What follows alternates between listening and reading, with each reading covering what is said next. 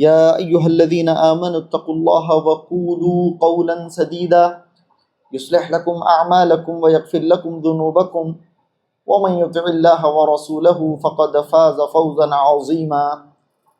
أما بعد فإن خير الحديث كتاب الله وخير الهدي هدي محمد صلى الله عليه وسلم وشر الأمور محدثاتها وكل محدثة بدعة وكل بدعة ضلالة وكل ضلالة في النار.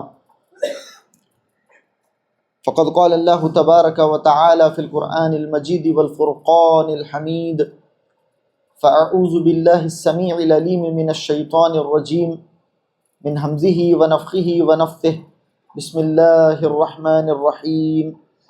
لقد كان لكم في رسول الله أسوة حسنة لمن كان يرجو الله واليوم الآخر وذكر الله كثيرا. رب اشرح لي صدري ويسر لي أمري واحلل عقدة من لساني يفقهوا قولي. رب زدني علما سبحانك لا علم لنا إلا ما علمتنا إنك أنت العليم الحكيم.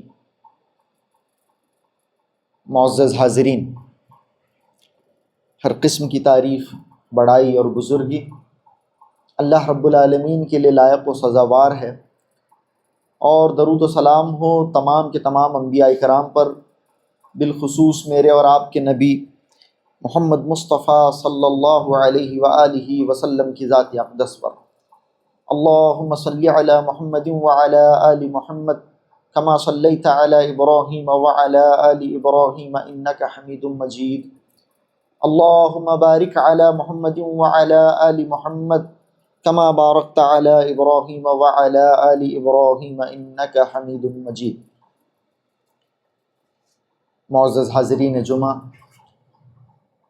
پیارے نبی صلی اللہ علیہ وسلم کی حیات طیبہ کا تذکرہ چل رہا ہے، بالخصوص غزوہ خیبر سے متعلق باتیں آپ کے سامنے پیش کی جا رہی ہیں۔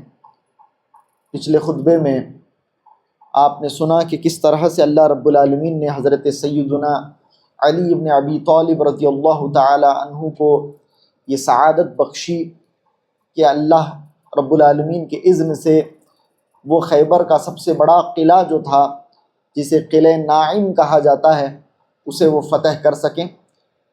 قلعہ ناعم کا جو پہرے دار تھا، جو وہاں پر امیر تھا، اس کا نام مرحب تھا، جس سلسلے میں تفصیلی باتیں آپ کے سامنے آئیں کہ کس طرح سے وہ 1000 لوگوں کے برابر سمجھا جاتا تھا۔ حضرت علی رضی اللہ تعالیٰ عنہ کا اور اس کا جب آمنا سامنا ہوا تو حضرت علی رضی اللہ تعالیٰ عنہ نے اس کے سر پر ایک ایسی وار کی کہ وہ وہیں ڈھیر ہو کر خاک آلود ہو گیا، اور اللہ رب العالمین نے قلعہ ناعم کو فتح یاب کر دیا، مسلمانوں کے دسترس میں دے دیا۔ لیکن قلعہ ناعم کا فتح کرنا مسلمانوں کے لیے شروعات تھی۔ بہت سارے قلعوں میں، جیسے کہ میں نے آپ کے سامنے بتایا کہ خیبر کا علاقہ بٹا ہوا تھا، قلعہ ناعم گرچہ بہت بڑا قلعہ تھا اور سامنے کا پورا ڈیفنس اس کے اوپر ٹکا ہوا تھا یہودیوں کا، لیکن جیسے ہی وہ شکست سے دوچار ہوئے اور انہیں محسوس ہوا کہ قلعہ ناعم اب ہمارے ہاتھ سے جا چکا ہے، تو فوراً یہودیوں نے قلعہ ناعم کو پیچھے کے دروازے سے خالی کیا اور اگلا جو قلعہ تھا اس کے اندر محصور ہو گئے۔ بھاگ کر اگلا جو قلعہ تھا، جسے قلعہ صعب کہا جاتا، قلعہ صعب بن معاذ اس کا نام ہے، قلعہ صعب، اگلا قلعہ، اس کے اندر جا کر نظر بند ہو گئے، محصور ہو گئے۔ پہلے سے ہی وہاں بہت سارے یہودی پناہ گزین تھے، تو بہت سارے یہودی قلعہ ناعم سے بھی بھاگ کر قلعہ صعب کے اندر چلے گئے۔ اب یہاں پر قلعہ ناعم تو فتح ہوا، لیکن جیسے ہی یاسر نے دیکھا کہ اس کے بھائی کو جہنم رسید کر دیا گیا ہے، حضرت علی کے ذریعے مرحب کو قتل کر دیا ہے، وہ للکارتا ہوا سامنے آیا۔ مرحب کا بھائی ایک اور تھا، بہت بڑا جنگجو تھا، اس کا نام تھا یاسر، بہت بڑا جنگجو، بہت بڑا پہلوان سمجھا جاتا تھا، مرحب کے بعد یہود کا بہت بڑا جنگجو تھا۔ وہ پیچ و تاب کھاتے ہوئے اور شدید غصے کے اندر تلوار لے کر میدان کارزار میں کود پڑا اور دعوت مبارزت دینے لگا اور للکارنے لگا۔ اس مرتبہ اللہ کے نبی صلی اللہ علیہ وسلم نے حضرت سیدنا زبیر ابن عوام رضی اللہ تعالیٰ عنہ کو آگے بڑھنے کی اجازت دی۔ حضرت زبیر رضی اللہ تعالیٰ عنہ کو اللہ کے نبی صلی اللہ علیہ وسلم نے آگے بڑھنے کے لیے کہا۔ اللہ کے نبی صلی اللہ علیہ وسلم کے ساتھ اس وقت حضرت سیدہ صفیہ رضی اللہ تعالیٰ عنہ تھی، اللہ کے نبی صلی اللہ علیہ وسلم کی پھوپھی، اللہ کے نبی صلی اللہ علیہ وسلم کو جن سے بے انتہا محبت تھی۔ حضرت صفیہ اللہ کے نبی صلی اللہ علیہ وسلم کے ساتھ تھی، حضرت زبیر کی ماں۔ اللہ کے نبی صلی اللہ علیہ وسلم نے اس مرتبہ کہا کہ زبیر تم آگے بڑھو، بہت بڑا مقام ہے حضرت زبیر کا۔ حضرت علی کے متعلق تو ہم نے سنا پچھلے خطبے میں، یہ ہے حضرت زبیر ابن عوام، ان لکل نبی حواری وحواری زبیر ابن العوام، اللہ کے نبی نے فرمایا ہر نبی کا ایک حواری ہوتا ہے، ایک جانثار ہوتا ہے، ایک حواری ہوتا ہے، اور میرا حواری زبیر ہے، اللہ کے نبی نے کہا۔ بہت بڑے صحابی اور حضرت صفیہ رضی اللہ تعالیٰ عنہ کے بیٹے، تو حضرت صفیہ اللہ کے نبی کے ساتھ ہی تھیں۔ اللہ کے نبی صلی اللہ علیہ وسلم نے حضرت زبیر رضی اللہ تعالیٰ عنہ کو آگے بڑھنے کے لیے کہا تو یاسر کے ساتھ مقابلہ ہے حضرت زبیر کا۔ جیسے میں نے آپ کے سامنے حضرت علی کے سلسلے میں بھی یہ بات بتائی تھی کہ مرحب کے جسامت کے سامنے حضرت علی چھوٹے لگ رہے تھے، گرچہ حضرت علی تو بہت بڑے جنگجو تھے، بہت بڑے بہادر تھے، اور میدان جنگ میں حضرت علی رضی اللہ تعالیٰ عنہ کا کوئی ثانی نہیں تھا، لیکن جسمانی اعتبار سے اگر ایک فریم میں دیکھا جائے تو حضرت علی مرحب کے سامنے بہت چھوٹے نظر آ رہے تھے جسمانی اعتبار سے۔ بالکل اسی طرح سے یہ مرحب کا بھائی تھا یاسر، چونکہ وہ دونوں بھائی تھے، بالکل ڈھیل ڈول کے اعتبار سے، جسامت کے اعتبار سے، صحت و تندرستی کے اعتبار سے بہت قوی نظر آ رہا ہے، اور حضرت زبیر اس کے سامنے بڑے چھوٹے نظر آ رہے ہیں۔ حضرت زبیر رضی اللہ تعالیٰ عنہ اس کے سامنے چھوٹے نظر آ رہے ہیں۔ ادھر دیکھیے حضرت صفیہ رضی اللہ تعالیٰ عنہ کے تو کیا کہنے ہیں، آپ جانتے ہیں کہ وہ کیسی بہادر تھیں، ان کے سلسلے میں بہت سارے صحیح روایات کے اندر ان کے واقعات موجود ہیں، بہت زبردست۔ حضرت صفیہ رضی اللہ تعالیٰ عنہ خود بہت بہادر، لیکن جب یہ منظر دیکھا کہ اپنے بیٹے کو، اپنے لخت جگر کو، اپنے نور نظر حضرت زبیر ابن العوام کو یاسر کے سامنے دیکھا تو گھبرا سے گئیں کہ اتنا بڑا آدمی، اتنا ڈھیل ڈول والا، جسامت والا آدمی، اور حضرت زبیر بالکل اس کے سامنے چھوٹے نظر آ رہے ہیں۔ تو اللہ کے نبی صلی اللہ علیہ وسلم کے سامنے اپنے ڈر کا اظہار فرمایا کہ کہا کہ ایقتل ابنی، یا رسول اللہ، اے اللہ کے رسول، ایقتل ابنی، کیا میرا بیٹا مار دیا جائے گا؟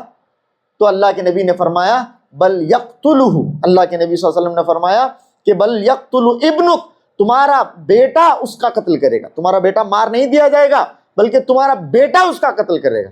پھر بعد میں کیا دیکھتے ہیں کہ دیکھتے ہی دیکھتے آنن فانن بجلی کے کوند کی طرح حضرت زبیر ابن العوام رضی اللہ تعالیٰ عنہ اس کے اوپر چڑھ دوڑے اور ایسا زوردار حملہ کیا کہ وہ سپرد خاک ہو گیا، ملیا میٹ ہو گیا۔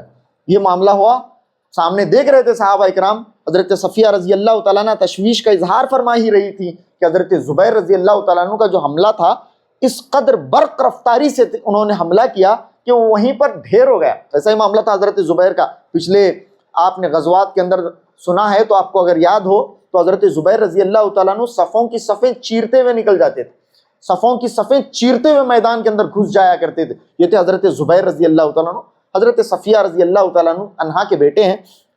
تو اس طرح سے حضرت علی رضی اللہ تعالیٰ عنہ نے مرحب کا صفایا کیا، اور حضرت زبیر رضی اللہ تعالیٰ عنہ نے اس کے بھائی یاسر کا صفایا کیا، اور قلعہ نائم جو سب سے بڑا قلعہ تھا، جو بالکل سامنے تھا، اس قلعے پر مسلمان فتح یاب ہو گئے۔ لیکن مسئلہ یہاں پر خیبر کی جو لڑائی ہے وہ دوسرے لڑائیوں کے مقابلے میں دشوار بھی تھی، بہت زیادہ کٹھن تھی۔ وہ اسی لیے کہ ایک قلعہ فتح کرنے پر یہ گارنٹی نہیں تھی کہ مسلمان پوری طرح سے فتح یاب ہو گئے، یعنی یہ جنگ منقسم ہو گئی تھی، یہ جنگ مختلف حصوں میں بٹی ہوئی ہے۔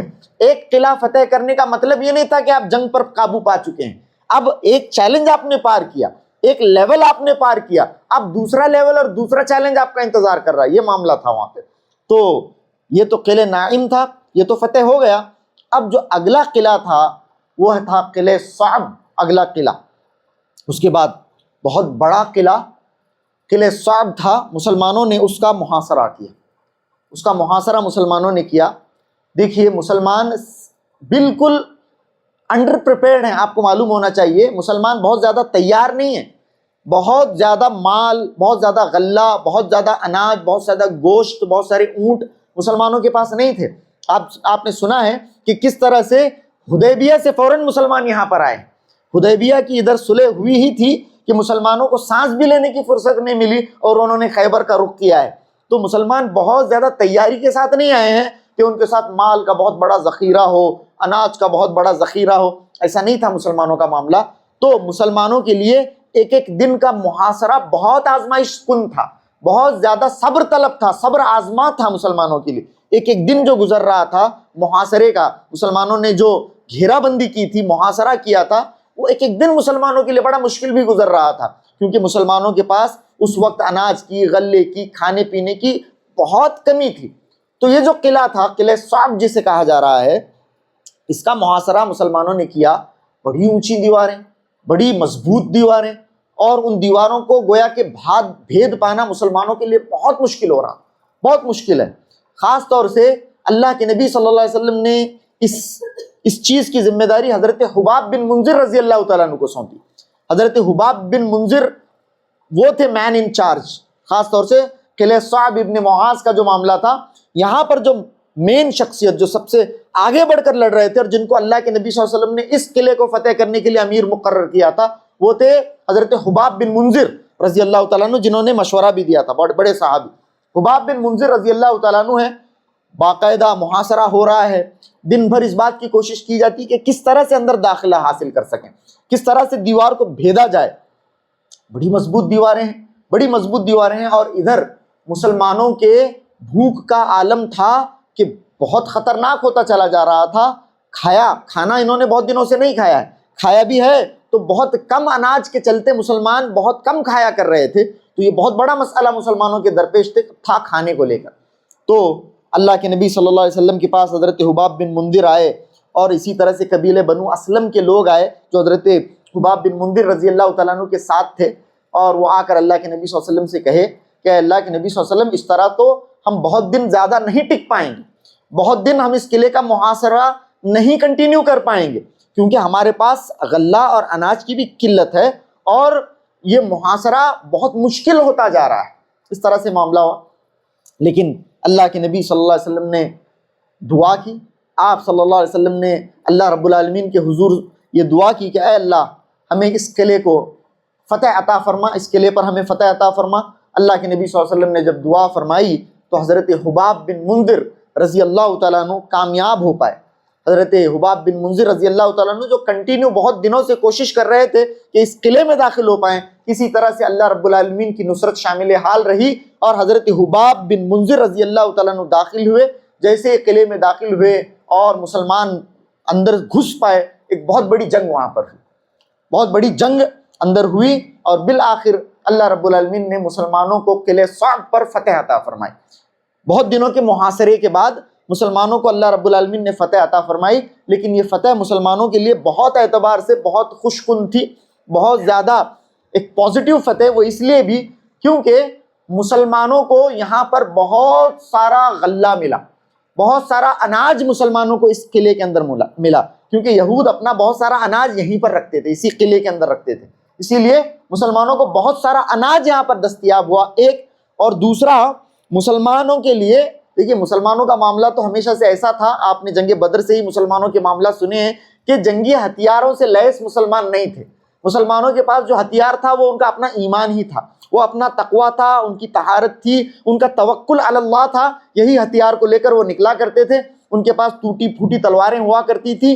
جنگی اسلحہ کے اعتبار سے، جنگی ساز و سامان کے اعتبار سے مسلمان اس قدر طاقتور نہیں تھے، لیکن جیسے ہی اس قلعے پر مسلمانوں نے فتح حاصل کی، قبضہ کیا، اندر گئے، تو کیا دیکھتے ہیں کہ انہیں جنگی ساز و سامان بھی ملا، یہود کا جنگی ساز و سامان بھی ملا، اور خاص طور سے انہیں منجنیقیں ملی۔ منجنیق جو قلعے کی دیواروں کو ڈھانے کے کام آتی ہیں، یہاں پر جو ساز و سامان انہیں ملا، اب وہ آگے کے قلعوں کے لیے اس کا استعمال کرنے والے ہیں۔ ویسا ساز ان کے پاس تو کچھ نہیں تھا، جیسے تھے ویسے آ گئے تھے، جو ان کے پاس دستیاب ہے وہ سارا ساز و سامان لے کر تو آ گئے تھے، لیکن کچھ ایڈوانس ویپنز نہیں تھے، خاص طور سے ایسے ویپنز جو قلعے کو بھیدنے کا کام کر سکیں۔ ایسے ویپنز مسلمان کیری نہیں کر رہے تھے اپنے ساتھ، لیکن یہاں پر قلعہ صعب کے اندر مسلمانوں کو بہت ساری منجنیقیں دستیاب ہوئیں، جس سے قلعوں کی دیواروں کو ڈھایا جا سکتا تھا۔ یہ ملا، بہت سارا کھانا ملا، بہت سارے اس طرح سے چربی جو انہوں نے سٹور کی تھی، اس طرح کی ساری چیزیں، تیل وغیرہ، یہ سب کچھ مسلمانوں کو ملا۔ یہاں پر ایک اور معاملہ پیش آتا ہے، جیسے میں نے آپ کے سامنے بتایا کہ مسلمان بہت دن سے بھوکے تھے. فتح جیسے ہی ملی مسلمانوں کو قلعہ صعب پر، بھوک کا عالم جیسے کہ میں نے آپ کے سامنے بتایا کہ بڑا شدید تھا. مسلمانوں کے پاس اپنے گدھے تھے، گدھے جن کے اوپر وہ بہت سارا ساز و سامان لاد کر لائے تھے. تو جیسے ہی قلعہ صعب پر مسلمانوں کو فتح حاصل ہوئی، مسلمانوں نے یکے بعد دیگرے اپنے گدھے ذبح کرنا شروع کر دیے، اپنے گدھے کاٹنے شروع کر دیے، اپنے گدھے ذبح. ابھی تک گدھا حرام نہیں ہوا تھا، ابھی تک گدھے کی حرمت اللہ کے نبی صلی اللہ علیہ وسلم نے صادر نہیں فرمائی تھی. تو مسلمانوں نے گدھے ذبح کرنے شروع کر دیے، اور اللہ کے نبی صلی اللہ علیہ وسلم تک یہ خبر پہنچنے لگی کہ مسلمان گدھے ذبح کر رہے ہیں. اللہ کے نبی صلی اللہ علیہ وسلم کو کہا گیا کہ اکلت الحمر قد اکلت الحمر. اللہ کے نبی صلی اللہ علیہ وسلم سے کہا گیا کہ اکلت الحمر، اے اللہ کے نبی گدھے کھائے جانے لگے ہیں. یعنی بولنے والا بھی اس لیے نہیں بول رہا تھا کہ گدھا غلط ہے کھانا وغیرہ، بولنے کا مطلب یہ تھا کہ اے اللہ کے نبی جس پر ہم اپنا مال لاد کر لائے ہیں، بھوک کی شدت کا یہ عالم ہے کہ مسلمان انہی گدھوں کو ذبح کر کے کھا رہے ہیں. پھر کوئی آیا اور کہنے لگا افنیت الحمر، اے اللہ کے نبی صلی اللہ علیہ وسلم گدھے ختم ہو رہے ہیں، لوگ گدھوں کو ذبح کر رہے ہیں، گدھے ختم ہو رہے ہیں. پھر اللہ کے نبی صلی اللہ علیہ وسلم نے حضرت ابو طلحہ رضی اللہ تعالیٰ عنہ کو بھیجا. حضرت ابو طلحہ رضی اللہ تعالیٰ عنہ کو اللہ کے نبی صلی اللہ علیہ وسلم نے بھیجا، اور آپ نے ندا لگائی، آپ نے یہ ندا لگائی اور یہ آواز لگائی کہ اللہ اور اس کے رسول، ان اللہ ورسولہ ینہیانکم عنہا، اللہ اور اس کے رسول تمہیں گدھوں کے گوشت سے منع کرتے ہیں. فإنہا رجس، اسی لیے کہ وہ گندا گوشت ہے، وہ اچھا گوشت نہیں ہے، یہ جانور کھانے کا جانور نہیں ہے، یہ جانور حرام کر دیا جاتا ہے. اللہ اور اس کے رسول تمہیں گدھوں کے گوشت سے حرام کرتے ہیں، تمہیں روکتے ہیں، تمہیں منع کرتے ہیں. تو یہ کہا گیا. اللہ اکبر.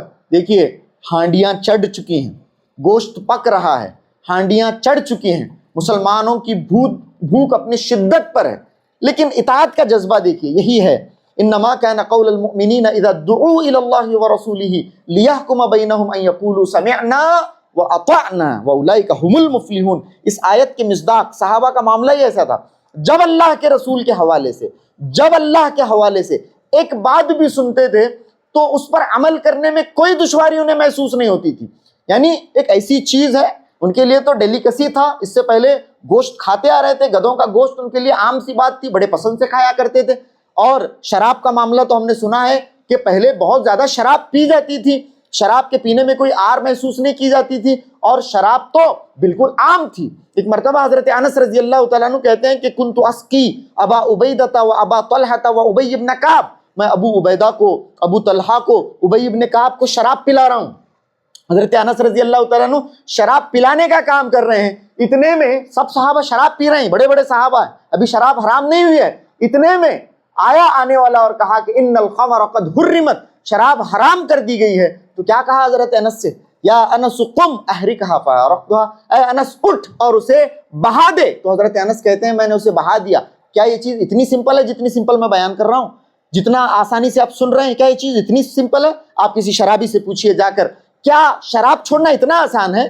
وہ شراب جو زندگی بھر پی ہے، وہ جو گھٹیوں میں پڑی ہوئی ہے، جس کی محبت کے بارے میں انہوں نے داستانیں لکھی ہیں، انہوں نے تو بہت سارے نظمیں لکھی ہیں، اتنی محبت شراب سے کرتے تھے کہ شراب چھوڑنا اس قدر آسان ہے.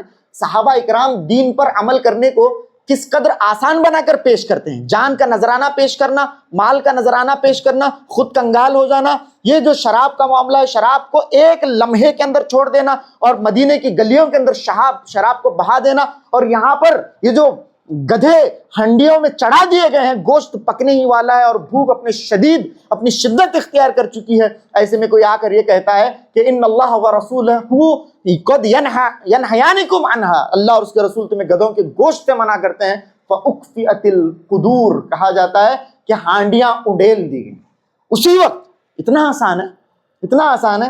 ہاں ہمیں مشکل لگ رہا ہے کیونکہ ہمارے اپنے ایمان کے بقدر کا معاملہ ہے، ہمارے اپنے تقویٰ، ہماری اپنی للہیت، ہمارے اپنا خلوص، ہمارے اپنے ایمان کا مسئلہ یہ ہو گیا ہے کہ یہ چیزیں ہمارے لیے بڑی دشوار نظر آ رہی ہیں. لیکن صحابہ کا معاملہ ایسا نہیں تھا. صحابہ کا معاملہ تھا سمعنا و اطعنا کا معاملہ. سمعنا و اطعنا، ہم نے سنا اور ہم نے اطاعت کی، ہم نے سنا اور ہم نے اطاعت کی، چاہے وہ معاملہ شراب ہی کا کیوں نہ ہو، چاہے وہ معاملہ کسی اور عزیز سے عزیز ترین چیز کا ہی کیوں نہ ہو. ادھر ہم نے سنا لن تنالوا البر حتى تنفقوا مما تحبون، تم میں کا کوئی اس وقت تک نیک نہیں ہو سکتا، تم میں کا کوئی اس وقت تک نیکی کے اس مقام تک نہیں پہنچ سکتا جو نیکی کا اعلیٰ مقام ہے، جب تک تم میں کا کوئی اپنی عزیز سے عزیز ترین چیز اللہ کی راہ میں نہ خرچ کر دے۔ اللہ اکبر۔ صحابہ اکرام کو جیسے ہی یہ آیت سنے، صحابہ اکرام کی اپنی زندگیوں میں غیر معمولی تغیر واقع ہو گیا، ان کی سوچ میں تغیر واقع ہوا۔ انہوں نے فوراً یہ آیت سنی تو صحابہ اکرام نے، خاص طور سے حضرت ابو طلحہ رضی اللہ تعالیٰ عنہ نے اپنے سب سے عزیز ترین باغ، اپنا سب سے محبوب باغ اللہ کی راہ میں بالکل ایسے ہی قربان کر دیا، ایسے ہی خرچ کر دیا۔ جب بھی قرآن کی کوئی آیت نازل ہوتی، اللہ کے نبی صلی اللہ علیہ وسلم کی زبان رسالت مآب سے کوئی فرمان جاری ہوتا، صحابہ اکرام اس کے بعد ایک پل نہیں لگاتے اس پر عمل کرنے کے لیے۔ ہماری زندگیاں جا رہی ہیں، پورا قرآن ہمارے پاس موجود ہے، پوری احادیث کا ذخیرہ ہمارے پاس موجود ہے، ہماری زندگیوں میں وہ انقلاب کیوں نہیں برپا ہوتا؟ ہماری زندگیوں میں وہ انقلاب کیوں نہیں برپا ہوتا؟ یہاں پر دیکھیے، یہ کہا گیا ہے کہ گدھے کو حرام کر دیا گیا ہے، پوری ہانڈیاں اڈیل دی گئی، پوری ہانڈیاں اڈیل دی گئی۔ سبحان اللہ۔ اطاعت کا یہ جذبہ ہمارے اندر آنا چاہیے۔ اسی لیے ان صحابہ اکرام کو ہمارے لیے معیار قرار دیا گیا ہے۔ یہ صحابہ اکرام کی یہ جماعت وہ جماعت ہے جن کا ایمان، جن کا عمل، جن کا تقوی، جن کی للہیت اور اللہ کے نبی صلی اللہ علیہ وسلم سے محبت ہمارے لیے دلیل ہے، ہمارے لیے معیار ہے، ہمارے لیے کسوٹی ہے، ہمارے لیے کرائٹیریا ہے۔ اگر ہم چاہتے ہیں کہ ہم ایمان والے بنیں تو ایسا ایمان والا بننا پڑے گا۔ اگر ہم چاہتے ہیں کہ ہم توحید والے بنیں تو ایسا توحید والا بننا پڑے گا۔ اگر ہم چاہتے ہیں کہ اللہ کے نبی صلی اللہ علیہ وسلم سے محبت کریں تو آج کے جیسی ماڈرن محبت نہیں، ایسی محبت کرنی ہوگی نبی سے جیسی انہوں نے محبت کی، ورنہ محبت کے نام پر تو ہم جو چاہے کریں، جس طرح کا معاملہ چل رہا ہے نہیں۔ تو یہاں پر ہانڈیوں کو اڈیل دیا گیا اور گدھے کے گوشت کو حرام کر دیا گیا، یہ معاملہ ہوا۔ اور خیر یہاں پر ایک یہ بھی بات ہے کہ گدھے کی حرمت جو ہے پورے قرآن کے اندر کہیں نہیں ہے، گدھے کی حرمت پورے قرآن کے اندر کہیں نہیں۔ ایک طبقہ ایسا بھی اٹھا اس امت مسلمہ کے اندر، بڑے افسوس کے ساتھ کہنا پڑتا ہے، جو اپنے آپ کو اہل قرآن کہتے ہیں، یعنی اہل قرآن۔ اللہ کے نبی نے ان لوگوں کے بارے میں بتایا ہے، ان لوگوں کے بارے میں اللہ کے نبی نے فرمایا، یوشک رجل شبعان علی اریکتہ یقول علیکم بہذا القرآن ما وجدتم فیہ من حلال فاحلوا وما وجدتم فیہ من حرام فحرموا۔ تو ایک دور آئے گا، ایک آدمی اپنے صوفے پر ٹیک لگا کر، اپنی مسند پر ٹیک لگا کر یہ اعلان کرے گا، علیکم بہذا القرآن، تمہارے لیے قرآن کافی ہے، حدیث کو ماننے کی ضرورت نہیں ہے، اللہ کے نبی صلی اللہ علیہ وسلم کی حدیث کو تشریعی اہمیت دینے کی ضرورت نہیں ہے، حدیث کوئی چیز نہیں ہے، ارے وہ تو تاریخی ریکارڈ ہے، وہ تو تاریخی دستاویز ہیں، وہ تو تاریخی ریکارڈ ہے، اگر تمہیں دین لینا ہے تو تمہارے لیے قرآن کافی ہے۔ ما وجدتم فیہ من حلال فاحلوا، جو قرآن کے اندر حلال ہے اسے حلال جانو، وما وجدتم فیہ من حرام فحرموا، جو قرآن کے اندر حرام ہے اسے حرام سمجھو، بس اتنا تمہارے لیے کافی ہے۔ ایسے لوگوں کو ہم یہ دعوت دیں گے، بابا جا اور گدھا ذبح کر کھا، گدھا ذبح کر اور ذبح کر کے کھا جا۔ کیوں نہیں کھائے گا؟ نہیں کھائے گا، ارے قرآن سے ثابت کر۔ اگر تیرے لیے حلال و حرام کی کسوٹی قرآن مجید ہے، صرف قرآن ہی وہ ماخذ ہے جس سے حلال و حرام ثابت کیا جا سکتا ہے، تو کیوں گدھا نہیں کھاتا؟ تم گدھا کیوں نہیں کھاتے؟ تم شیر کو کیوں نہیں کھاتے؟ تم بھالو کیوں نہیں کھاتے؟ تم دوسرے درندوں کو کیوں نہیں کھاتے؟ تم چیل کووں کو کیوں نہیں کھاتے؟ ان تمام چیزوں کی حرمت حدیث سے ثابت ہے، ان تمام چیزوں کی حرمت حدیث سے ثابت ہے۔ حلال اور حرام یہ دونوں سورسز ہیں ہمارے لیے۔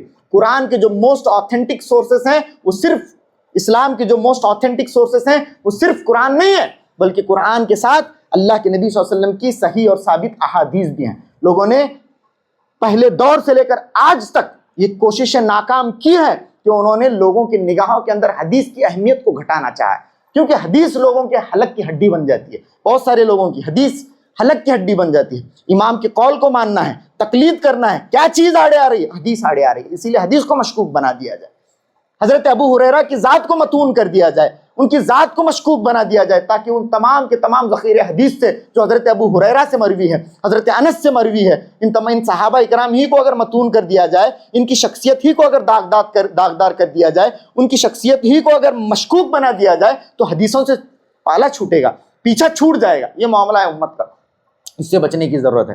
تو یہاں پر حدیث سے ثابت ہوا، قرآن کے اندر کہیں گدھے کی حرمت ثابت نہیں ہے، قرآن کے اندر کہیں نہیں ہے، لیکن حدیث ہمیں وہ اصول دیتی ہے۔ اس حدیث کے اندر معلوم ہوا کیا؟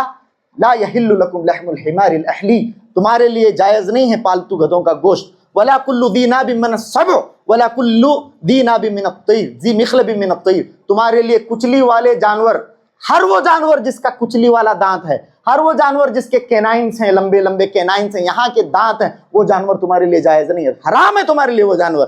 ہر وہ پرندہ جس کے مخالب ہیں، جس کے پنجے ہیں، پنجے والا پرندہ تمہارے لیے حرام ہے، اور دانتوں والا، بڑے بڑے فلیٹ دانتوں والا نہیں بلکہ بڑے بڑے دانتوں والا جانور، لمبے لمبے کچلی والے دانتوں والا جانور تمہارے لیے حرام ہے۔ یہ اصول کہاں سے ملے؟ یہ اصول ہمیں اللہ کے نبی صلی اللہ علیہ وسلم کی حدیثوں سے ملے، اور ہمارا موقف میں آپ کے سامنے بتا دیتا ہوں، یہ روز روشن کی طرح آیا ہے۔ ہمارے نزدیک، سن لیں بات اس کو، قرآن مجید افضل ہے، اس میں کوئی شک نہیں ہے۔ قرآن مجید اپنے تلاوت کے اعتبار سے افضل ہے، لیکن یاد رکھیں ہمارے نزدیک حدیث صحیح حجیت کے اعتبار سے قرآن کے برابر ہے۔ سمجھ میں آ رہی بات؟ حدیث صحیح، ڈبل انورٹڈ کاما میں، حدیث صحیح، ثابت حدیث حجیت کے اعتبار سے قرآن کے برابر ہے۔ ہاں، افضلیت کے اعتبار سے قرآن افضل ہے، لیکن حجیت کے اعتبار سے، یعنی حکم، یہ حکم قرآن کے اندر ہے، یہ حکم حدیث کے اندر ہے، زیادہ کون سا حکم اہم ہے؟ دونوں حکم زیادہ اہم ہے، کوئی حکم اس کے اندر آگے یا پیچھے نہیں ہے۔ حجیت کے اعتبار سے دونوں حکم برابر ہیں، یہ ہمارا موقف ہے، یاد رکھیں۔ حدیث کے اندر جو موقف ملے گا وہ قرآن کے اندر جو آیت موجود ہے، قرآن سے جو حکم ماخوذ کیا جا رہا ہے، حدیث سے جو حکم ماخوذ کیا جا رہا ہے، دونوں احکامات برابر ہیں۔ ہمارے لیے دونوں کا ماننا اتنا ہی ضروری ہے، نہیں قرآن کا حکم ماننا حدیث کا حکم ماننے سے ذرا زیادہ ضروری ہے، ایسا نہیں ہے۔ ہاں، اس میں کوئی شک نہیں ہے کہ قرآن مجید افضل ہے، ہاں اس میں کوئی شک نہیں ہے کہ قرآن مجید پڑھنے پر ہر لفظ پر 10 نیکیاں ملتے ہیں اور 3 پڑھنے پر 30 نیکیاں ملتے ہیں، قرآن افضل ہے، لیکن حجیت کے اعتبار سے حدیث قرآن کے برابر ہے، اس چیز کو یاد رکھا جائے۔ تو یہاں پر اللہ کے نبی صلی اللہ علیہ وسلم نے یہ کہا، اللہ کے نبی صلی اللہ علیہ وسلم نے گدھوں کو حرام کر دیا، تو یہاں سے پالتو گدھے حرام ہوئے، اور صحابہ کرام کی ذات سے ایک بہت بڑا نمونہ ہمیں ملتا ہے، بہت بڑا نمونہ اطاعت شعاری کا، کہ انہوں نے فوراً ہانڈیوں کو اڈیل دیا، یہ معاملہ ہوا۔ اور بھی اس طرح سے بہت سارے معاملات وہاں پر پیش آ رہے تھے، بہت سارے معاملات۔ ایک اور معاملہ یہاں پر پیش آیا، چھوٹا سا بھی اختصار آپ کے سامنے بات کو بتا کر کے ختم کرتا ہوں۔ ایک چرواہا تھا، ایک چرواہا، اس کے ساتھ ایک ریوڑ تھا، ایک بہت بڑا ریوڑ، بکریوں کا، یہودیوں کا چرواہا ہے۔ وہ چرواہا اللہ کے نبی صلی اللہ علیہ وسلم کے پاس تشریف لاتا ہے، وہ چرواہا ہے، اللہ کے نبی کے پاس تشریف لایا صلی اللہ علیہ وسلم، اس کے ساتھ بکریوں کا ریوڑ ہے، بہت بڑا بکریوں کا اس کے ساتھ ایک ریوڑ ہے۔ یہ چرواہا اللہ کے نبی کے پاس آیا اور آ کر اللہ کے نبی صلی اللہ علیہ وسلم سے کہا، اعرض علی الاسلام، اے نبی مجھ پر اسلام کو پیش کیجیے، آپ مجھے اسلام کے بارے میں سمجھائیے۔ فعرض علیہ الاسلام، اللہ کے نبی صلی اللہ علیہ وسلم نے اسے اسلام سمجھایا۔ دیکھیے، فکان رسول اللہ صلی اللہ علیہ وسلم لا يحقر احدا يدعوه الى الاسلام، اللہ کے نبی صلی اللہ علیہ وسلم کے پاس جب اسلام کو پوچھنے کے لیے کوئی آتا تھا، کسی کی حقارت اللہ کے نبی نہیں کرتے تھے۔ اللہ کے نبی صلی اللہ علیہ وسلم کے پاس کوئی بادشاہ ہے، اللہ کے نبی ویسے ہی سمجھاتے تھے جیسے کسی غلام کو اللہ کے نبی صلی اللہ علیہ وسلم سمجھاتے تھے۔ یہ چرواہا ہے، یہ چرواہا آیا ہوا ہے اور مجھ سے پوچھتا ہے کہ اسلام کے بارے میں بتائیں، اور میں اتنا بزی ہوں، خیبر کا معاملہ چلا ہوا ہے، جنگ کا معاملہ چلا ہوا ہے۔ اللہ کے نبی کو معلوم تھا صلی اللہ علیہ وسلم کہ ایک آدمی اگر میرے ذریعے ہدایت پاتا ہے تو یہ چیز کتنی بڑی ہے۔ اللہ کے نبی صلی اللہ علیہ وسلم نے اس چرواہے کو سمجھایا، اس وقت میں اللہ کے نبی صلی اللہ علیہ وسلم نے چرواہے کو دین اسلام کی تعلیم دی اور وہ مان گیا اور اس نے اسلام قبول کیا، اس چرواہے نے اسلام قبول کیا۔ اور اللہ کے نبی صلی اللہ علیہ وسلم سے کہتا ہے اسلام قبول کرنے کے بعد، اے اللہ کے نبی میں تو اسلام قبول کر چکا ہوں، انی کنت لاجیر لصاحب الغنم، لیکن میں تو ان بکریوں کے مالک کا غلام ہوں، میں تو ان بکریوں کے مالک کا اجیر ہوں۔ اجیر کا مطلب ان بکریوں کا مالک مجھے ان بکریوں کو چرانے کے خاطر رکھے ہوئے ہے، اب یہ بکریاں میرے پاس ہیں، تو فماذا اصنع بہا، یہ تو میرے پاس امانت ہیں، تو میں کیا کروں، ان بکریوں کا کیا کروں؟ اللہ کے نبی سے پوچھتا ہے، میں تو مسلمان ہو گیا ہوں، میں ان بکریوں کا کیا کروں؟ اللہ کے نبی صلی اللہ علیہ وسلم نے کہا کہ ان بکریوں کے ایک مٹھی بھر کنکریاں اٹھا اور ان بکریوں کے سروں پر مار، مٹھی بھر کنکریاں اٹھا اور ان بکریوں کے سروں پر مار، سترجع الی ربھا، اور وہ اپنے مالک کے پاس چلی جائیں گی، بالکل کسی ہانکنے والے کے بغیر، کسی شفڑ کے بغیر، کسی چرواہے کے بغیر وہ اپنے مالک کے پاس چلی جائیں گی۔